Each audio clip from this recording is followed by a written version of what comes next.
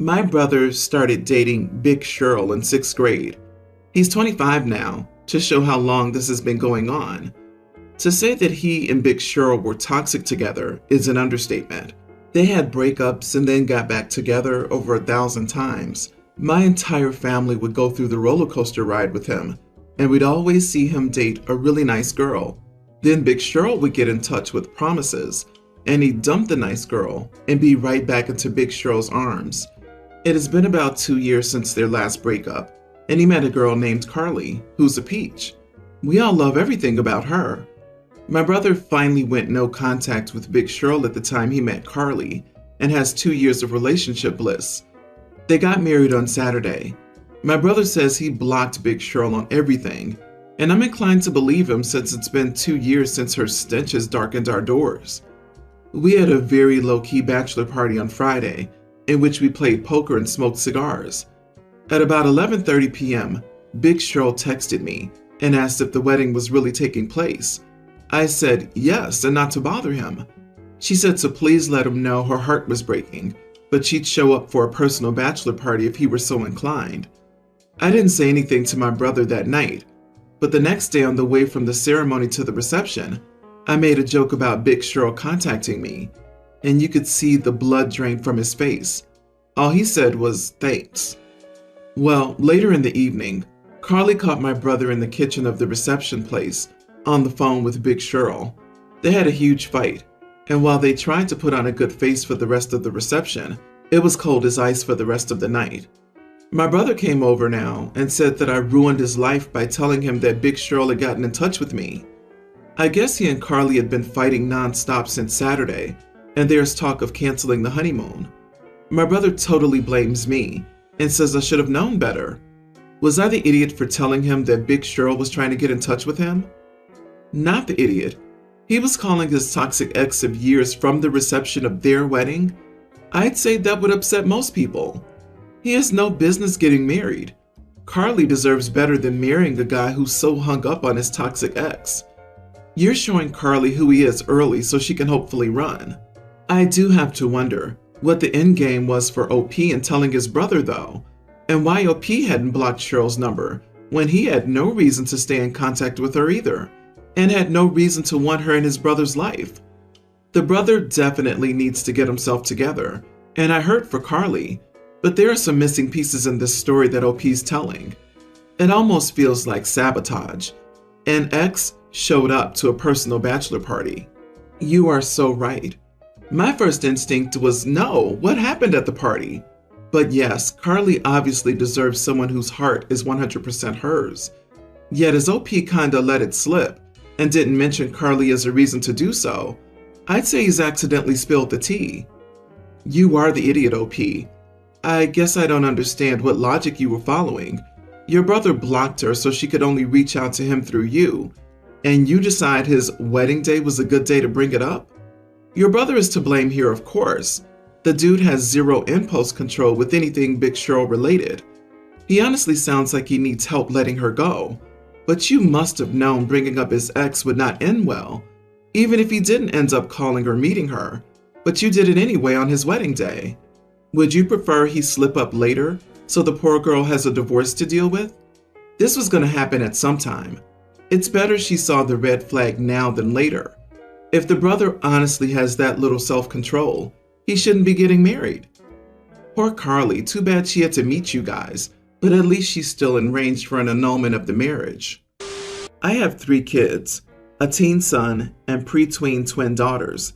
They all get along well. My son loves his sisters and vice versa. Sometimes my husband and I have to go to certain events, and I ask my son if he can watch his sisters for the night. He usually says yes unless he has plans. I just ask my mom then. So on Friday night, we had an event to go to, and I again asked my son if he'd be willing to babysit. He said sure, and that was it. We came back at around midnight, and I went to check on the kids, and my son was fast asleep, while one of the twins was puking her guts out, and the other one was crying. I was surprised, but I also didn't really blame my son. They weren't really making any noise and were asleep before it all broke loose. Well, I managed to calm my girls down, and they ended up telling me how their big brother was mean and grumpy all day, and when they asked for food, He gave them a jar of peanut butter. The twins can't have peanut butter. They aren't allergic, but it makes them ill. The girls know as well, but they were hungry, and they said they had to eat it. My son knows this. The peanut butter is kept out of the twins' sight and reach, and is only in the house for him. I woke him up the next morning and asked him if all of this was true. He just made a noise and was all like, "The little snitches." Yeah, so they had a little peanut butter. What's the big deal? I told him that he knows they can't have it, and not only that, but I also didn't like how they described his attitude, especially when he told them they had to eat it. He just told me to stop overthinking. He forgot peanut butter makes them that sick. He only said they had to eat it because he didn't want them hungry. He didn't feel like ordering, cooking, or warming up leftovers either, and the twins were annoying. I told him that these excuses were not good enough, and that what he did was honestly kind of cruel. I told him I didn't know if I could trust him with the girls anymore either. He just rolled his eyes and told me that I was being dramatic, and that the twins would be fine. I don't need to act like this. He is really upset with me, and every time his dad or I say anything, he'll just reply with, "Oh, I thought I was cruel. I thought you couldn't trust me." He's not budging, and he's not normally like this. So I'm wondering, am I the idiot? My sister told me to post here since I'm so conflicted. Didn't think it would hurt. Not the idiot. If this had been someone other than your son, I'd call it abuse and assault, certainly negligent. He's clearly unreliable, and I'd be very upset. You letting your son talk to you in such a manner is also alarming.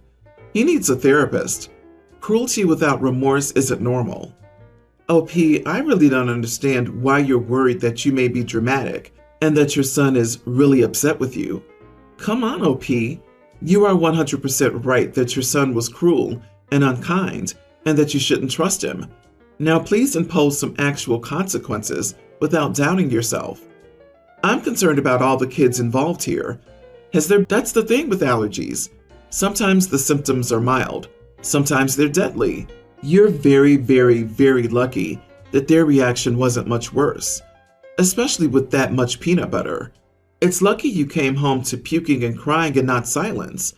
I beg of you to get rid of the peanut butter and take them to an allergy specialist to see if there's anything else that they're allergic to. I, male 39, have been married to my wife, Stacy, for 5 years, and we have 2 children together.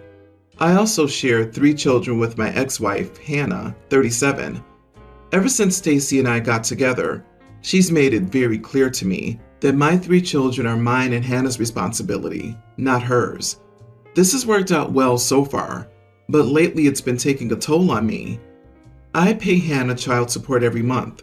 Ever since Stacy had our first child, she's demanded that I give her the same amount of money each month to keep things fair. In addition, I have to pay for half of our joint household expenses, i.e. mortgage, utilities, food, and my own car.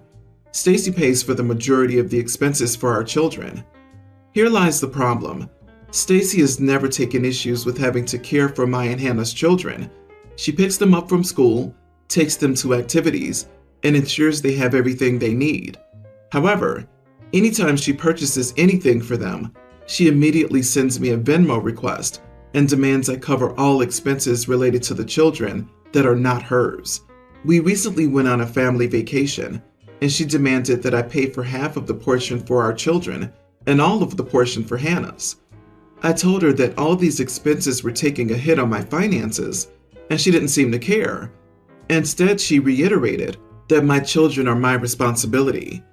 To add insult to injury, she recently started contributing money to college funds for her kids, while Hannah and I have nothing saved for our kids' college. Hannah found out and asked that I start funds for our kids. When I talked with Stacy about this, she said this was fine, but I had to put the same amount of money in the fund she had set up for our kids. I told Stacy I needed her to start paying her fair share of expenses around our household. I cannot afford to pay child support, household expenses, and all these miscellaneous expenses for my kids. It wouldn't hurt her financially, as she makes more than me and could easily spare some money. Instead, Stacy blew up at me and took our children to her parents' house, and I haven't heard from her in a day and a half. Am I the idiot for demanding that she pay her fair share? You are the idiot. Stacy is paying half of the household expenses. Stacy's paying for the majority of the things for the two children you have with her. In addition, Stacy's helping you with childcare for 3 children that are not her own. Stacy does not have to contribute to their college funds. That's for you and Hannah to sort out. It's not her fault that neither you nor Hannah thought about this until she was proactive about her children's future. Dude, you have 5 kids. 5. It's not Stacy's problem that you're struggling to support your 5 kids.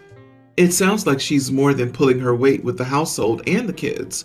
I'm not sure why you would ask her to pay her fair share when it sounds like she's already overpaying. You're going to be paying 2 loads of child support if you don't stop and think about this and understand what people are telling you. You are a father to 5 children. It doesn't matter who lives in what house, etc. You pay child support to support your 3 eldest children. Your 2 youngest children are still your responsibility, not just Stacy's. You should be contributing towards them. You should have gotten a vasectomy if you couldn't support all those kids. Welcome to the consequences of having too many. You'll see your wallet again once they're all grown.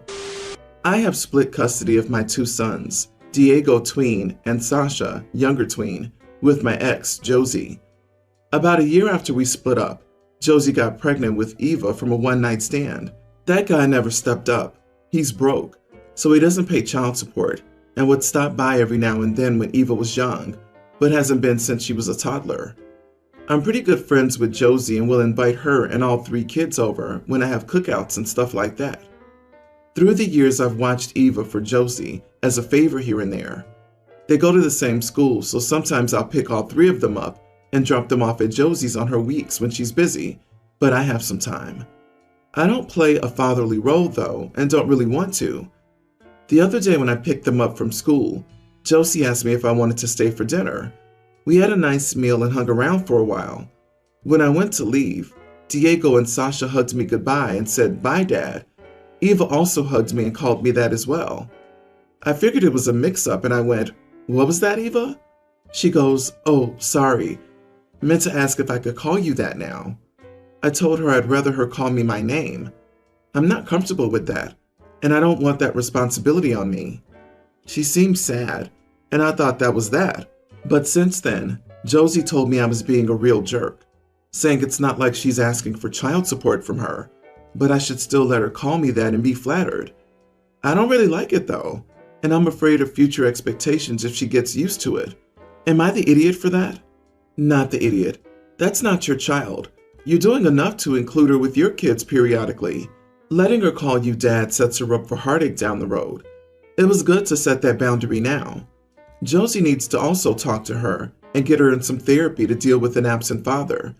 You are in no way responsible for filling that void. You are not her dad, period. You are a positive male role model in her life. That's a very good thing. Blurring the lines by letting her call you dad would create problems for everyone involved. In some states, just behaving like the father and playing the role makes you liable for child support. Instead of being mad at you, your ex needs to have a conversation with her daughter.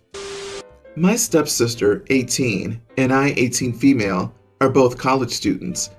I went to community college in my hometown to be near my paternal side of the family and old friends. Currently, I live with my 3 best friends from childhood. My sister was meant to be in university, but after a month she decided it was not for her, and she wanted to try for late admission to the community college I attend, allegedly. When this happened, I got a call from my mom saying she wanted to live with us, and she and her husband would pay her rent. I told my mom that would not be happening, and that I wouldn't be considering it. Background: my stepsister and I met when we were 9. My mom had an affair with her dad. My dad died before the divorce could be finalized, and my mom was pretty much shunned by people who knew what she had done, so they decided to move us all to where they live now.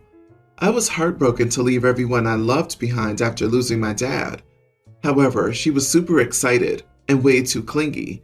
She wanted a sister and best friend, someone to be with 24/7. It was aggravating because she would jump right to telling my mom when I asked her to leave me alone. If I was planning something without her, or if I didn't want to go do something she wanted to do, pretty much every time I said no, she would run to make it happen. She'd tell me I had to spend time with her because that's what family does. She never cared if I wanted to do anything. When we were 16, she had me grounded for 2 months because I told my history teacher that I was an only child and that my dad was dead. She heard about that and then told them, saying she and her dad were my sister and dad, and how it was awful to say he was dead and he wasn't. My mom was furious at me for bringing up the past. I never told them my college plans so I could get away from all of them. I've always suspected she might have known or applied everywhere and made her choice based on where I was. Regardless, I was done when I moved out in June. I've gone no contact with my mom and her husband and stepsister. I had dodged their calls for months, but then my mom got smart and called me elsewhere. My mom was furious that I said no. Then my stepsister showed up at my grandparents' house, who are nothing to her, wanting to know where I lived. They called me after sending her away. She showed up at my school and told me she needed somewhere to live and was in a shelter. I told her it wasn't my problem and she would not live with me. After that, I got a string of messages from different numbers my mom and her husband got their hands on. Then my maternal grandma called and told me I should have let her stay. She said I should consider her an ally and not blame her for the past, etc. She told me I was behaving unfairly. Am I the idiot? Not the idiot. It sounds like your mom is a selfish narcissist. She broke her marriage and then upended your life to suit her selfish choice. It doesn't sound like you were ever a priority, and there's no reason for you to suffer for them any longer. Agree. Just because your mom married her affair partner doesn't make what she did to your dad all right. And it doesn't make him your dad or his daughter your sister. You owe your stepsister nothing. That being said, this doesn't seem to be based solely on that incident. You've put up with 9 years of being forced into this relationship with your stepsister, and it sounds like your feelings were never taken into consideration, only hers. Her forcing the issue at every turn was not being an ally. You're an adult now, and you can choose who's in your life and who you call family. End of story. I would also tell the stepsister that she's trespassing if she ever shows up at your house. Document all of this with police reports. This is toxic behavior, and you are allowed to live harassment-free. OP, if your mom was willing to pay her rent for her to live with you, there's no way she's at a homeless shelter now.